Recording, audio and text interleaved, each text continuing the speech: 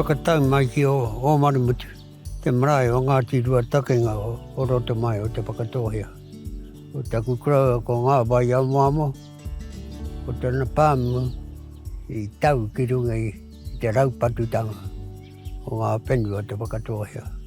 Our uncle, Frederick Ngāwai Amoamo, he won the Ahuwhenua trophy. In his time, he won it on a confiscated land. And what he did was to break in land that was still in its virgin state. My dad is Frederick Ngāwai Amoamo. My mother was Mihikore. She was a walker from the hapu just down the road, Ngāti Patimuana. And not long after birth, he was taken away to Tūhoi. Te wāhi huri aia ki te tau, e waru tau, ka hoki mai aia ki te wā kāinga. Haere ia ki te kura, I kone o Marimutu, I muri o tērā, tōna pāpā, ia ki Hatawa Tīpene. He turned 17. His mother passed away at the age of 38 after giving birth to 8 children. And his father put him to work breaking in land. Mā te wā, ka hara mai the Maori affairs ki ai, and said to him, hara mai Fred, kai kone he whenua mō koe ki te mai. And they got him to come there and break that 1,000 acres in. Apirana Ngata was in Parliament, and his dream was to put our people back on the land and work the land. Ahuwhenua. He used to come here to this marae to talk with the local farmers of the area, and my father was always the connection between Apirana and the local people.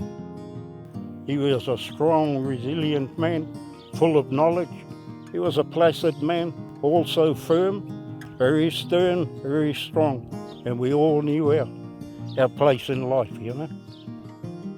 It's a 1,000-acre block of land which come under Ngāchinga Here, and through that whakapapa my dad was able to come home and work this land.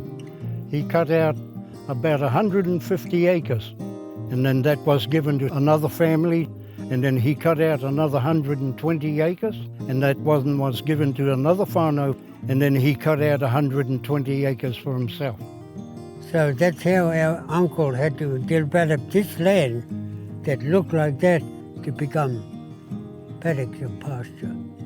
Back in the day when my dad was farming and milking the cows here, he had about 80 cows, and he also had anything from 50 to 100 sheep. And in those days we had anything up to 100 pigs in our pigsty. I nai nei ki te koe he huarākau, te nunuinga o te wāhi nei. It was a great place to grow up in Ripperall. We had 153 acres and 153 cows that Mum and Dad milked on the property. Mum and Dad took Neil Armitage under their wing, farming.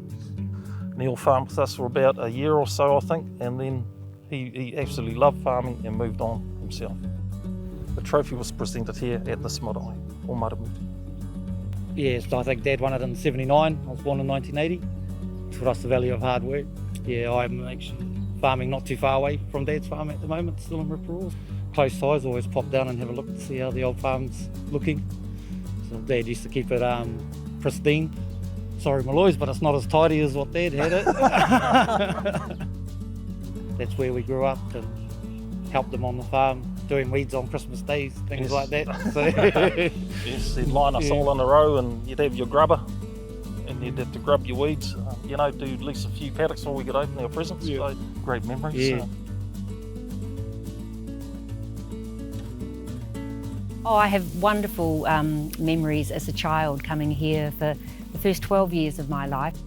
Back to Portakey and to the farm where Grandad actually won the Ahuwhenua trophy, now known as Tanemutu. And that's where Neil was inspired to farm. He just loved it, and when he was 15 left school and went to Flock House. One of his placements was with Uncle Romore, who was our family's second recipient of the Ahuwhenua. And then Mum and Dad decided to leave Wellington and go farming with Neil. And ultimately they bought the farm at Atimuri, which is where Neil won the 1991 Ahu Whenua. Neil sort of continued farming for many years after that. He moved on to the Hawke's Bay, where he started biological farming.